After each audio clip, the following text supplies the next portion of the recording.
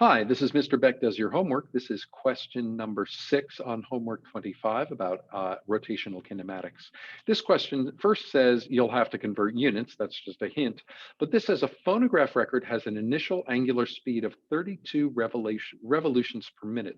So that means its angular velocity initial is going to be 32 revolutions per minute. The record slows down to 12 revolutions per minute. So my final angular speed is going to be 12 revolutions per minute.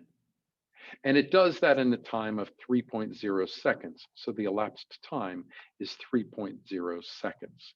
I'm looking for the record's average angular acceleration during this time period, and that's going to be the alpha is going to be the average acceleration. That's what I'm really looking for. Now, I know that my angular acceleration is going to be my final angular velocity minus my initial angular velocity divided by the elapsed time to get my angular acceleration. But in this case, I'm looking for that in radians per second squared. So let me convert each of my angular velocities from revolutions per minute to radians per second.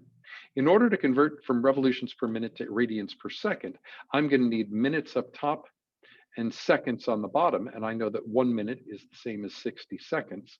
That means that minutes would cancel out. And then I have revolutions and I really need radians. Well, I know that since revolutions is in the top, let me put revolutions in the bottom and radians in the top because that's what I'm looking for. And once around the circle is 1 revolution, and that's going to be 2 pi radians. And so that would mean that revolutions will cancel out. So 32 divided by 60 times 2 times pi will give me a value for my initial angular velocity in radians per second.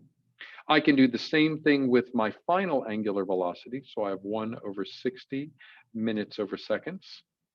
And that means that minutes cancels out.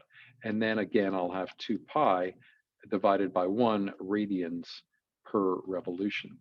And so now radians cancels out, sorry, not radians, revolutions cancels out with revolutions. And that leaves me another value for my final angular velocity in radians per second. So now I can do my angular acceleration problem.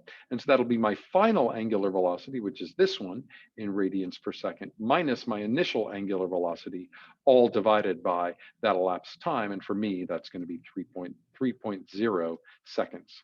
And so that will give me an angular velocity in radians per second squared. So that's how we solve question number 6.